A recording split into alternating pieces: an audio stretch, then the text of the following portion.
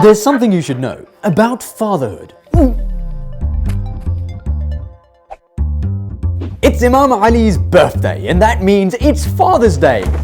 Hey, dads are important too. A lot of people think that mum has to be obeyed first and foremost. No, it shouldn't be a competition and there shouldn't be a contradiction, but generally speaking, there often is. Mum and dad have a fight, dad saying to give him the dynamite, mum saying to give her the dynamite. Who are you supposed to obey? Don't get me wrong, a mother has a great status in Islam. It is reported that the Holy Prophet was asked over and over again, "O Prophet of Allah, towards whom should I exhibit goodness and kindness?" 3 times the Holy Prophet replied, "Your mother." And then finally, the 4th time the man asked, and after that, towards whom? The Holy Prophet finally replied, "Your father." When it comes to who in the entire world deserves your goodness and kindness, no one can compare to your mother. Father comes 4th place. The point is that despite this, through His infinite wisdom and mercy, Allah has created the man as the wali of the house. Despite the mother evidently deserving more kindness, affection, and goodness,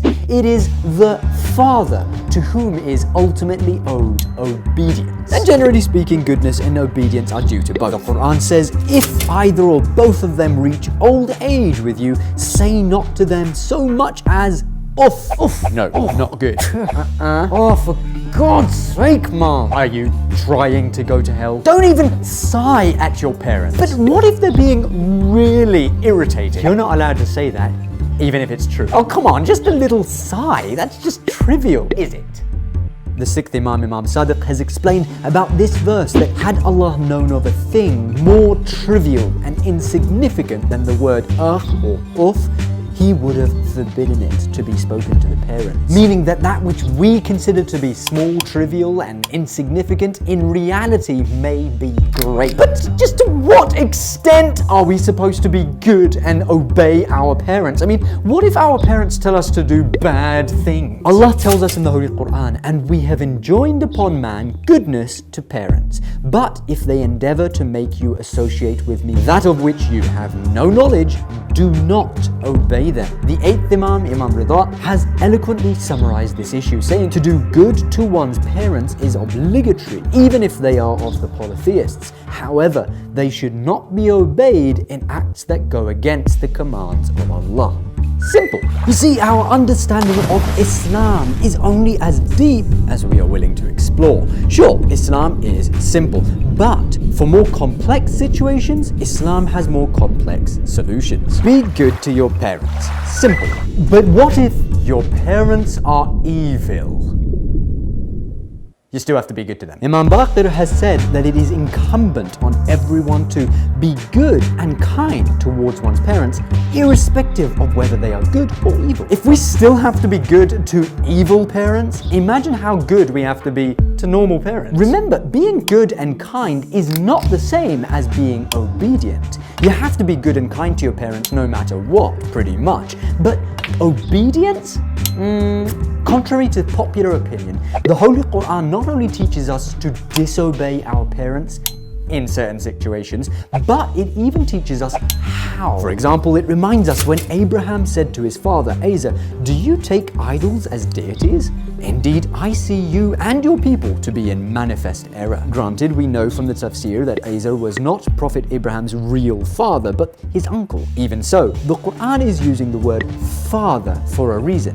Through presenting the paternal relationship between Prophet Ibrahim and his polytheistic father, it is showing us that sometimes on the right path, you must disassociate yourself from those who are wrongdoers, even if they are your father and your father's people. That's deep. Sometimes out of love for one's parents, one might have to argue with them. Yes, argue with them for the sake of the deen and for the sake of destroying idols and ignorance. And the Quran tells us that Prophet Ibrahim said, "O my father, why do you worship that which does not hear and does not see and will not benefit you at all?" Unfortunately, an attitude which prevails today is one which says, "I'm old and you're young, therefore I know everything and you know nothing at all." Prophet Ibrahim declares in the Quran, "O my father, truly the knowledge has come to me which has not come to you. Therefore follow me, I will guide you on a right path." And sometimes it may even be necessary to warn one's parents about the punishment of the hereafter. A bit of role reversal there. Oh my father, surely I fear that a punishment from the beneficent Allah should afflict you so that you should be a friend of the Satan. Hey! I am not saying that kids should now go out and start arguing with their parents. That's not the point. Please don't misunderstand. Please don't just start fighting with your Muslim parents who probably do know more than you and you're not a prophet of God. The point is, let's try to look at this positively a moment. A child who tries to bid his parents towards doing good things and, forbidding their evil is actually a huge blessing. You see, being good to one's parents is not always about being utterly submissive to everything they say when they might be saying the wrong thing. Sometimes you need to be cruel to be kind. Sometimes you need to confront them with compassion. Sometimes you need to fight them with love. The Quran teaches us to be maintainers of justice, bearers of witness for Allah's sake, though it may be against your own selves or your parents or near relatives. You need to be righteous, even if it is against your own parents. The trick is to do it out of love and compassion. The Holy Prophet has said, the look of a child towards his parents out of love for them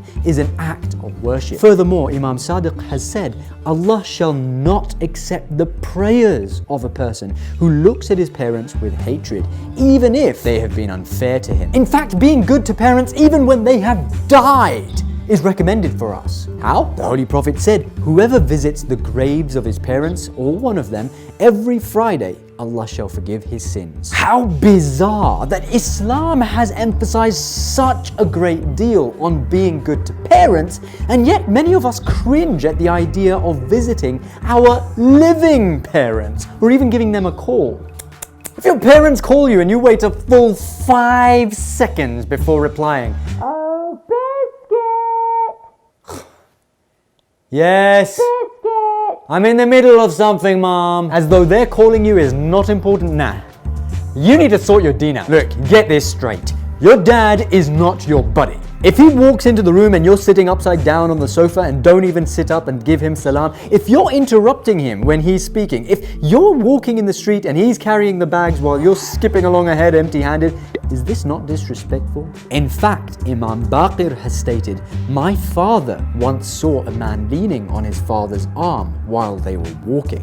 Out of his detestation of this scene, my father did not speak to him forever. The Imam of the time didn't wish to speak to him because of something that many of us would consider trivial. Don't be surprised if the Imam of your time does not wish to speak to you ever because of this disrespect that you have shown to your father. The fourth Imam, Imam Sajjad, prayed to Allah saying, "Oh Allah, fill me with fear of my parents, like the fear one has towards a tyrannical sovereign." Western society in particular is training youths to not fear their parents. But actually, in Islam, this fear of parents is a good thing. And if you have it, you should be thankful and grateful that you do. Society today is attempting to downplay the status of a mother. Oh, she's nothing. It's easy to be a mother. Oh, you're a career woman. You've maintained your figure and spend 9 hours a day working for a corporate company. Bravo! Bravo! Bravo! Oh, you're just a mother. You have lots of kids and you spend your time raising the next generation. Good for you! Western society dictates that such women are at the bottom of the social order. That's why the Holy Prophet taught us that heaven itself is at the feet of such women. And when it comes to fathers, fathers are nothing. Dad?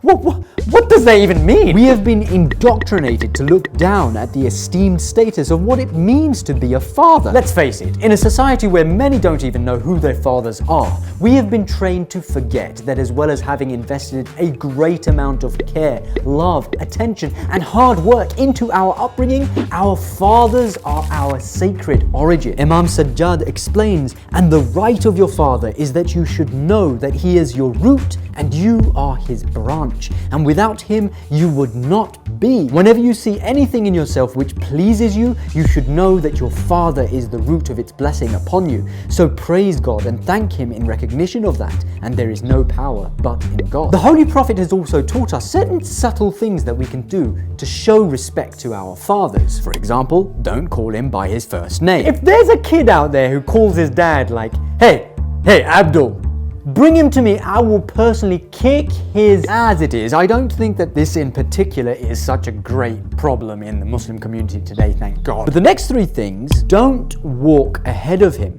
Don't sit down before he does. Don't do things to cause your father to be blamed or sworn at. Now, there is a difference between physical parents and spiritual parents. That's right. As well as having physical, biological parents, each and every one of us has spiritual parents as well. According to numerous reports, Prophet Muhammad and Ali have been described as the two fathers of the Ummah. Now, the Holy Quran states, Muhammad is not the father of any of your men, but he is the messenger of Allah and the last of the prophets. So, are the ahadith which describe the Prophet and Imam Ali as the fathers of the Ummah contradicting the Quran?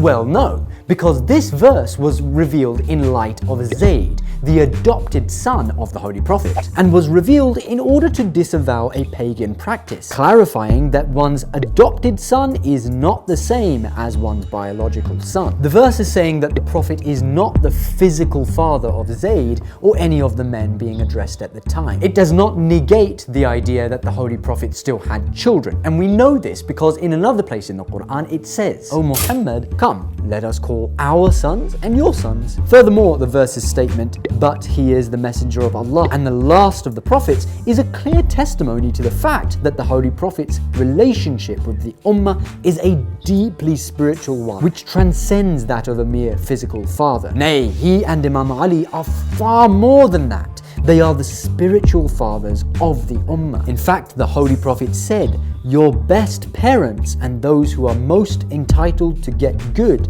and thanks from you are Muhammad and Ali. Imam Ali himself explained that our right on them, the Ummah, is much higher than that of their parents who gave them birth. And the sixth Imam, Imam Sadiq, has also assured us that a man who observes the right of his noblest fathers, Muhammad and Ali, even if he had neglected the rights of the biological parents and of all the servants of Allah, he will not be harmed, because Muhammad and Ali will, on the day of justice, make his biological parents pleased with him. Fix up with Allah and Allah will make everything else fall into place.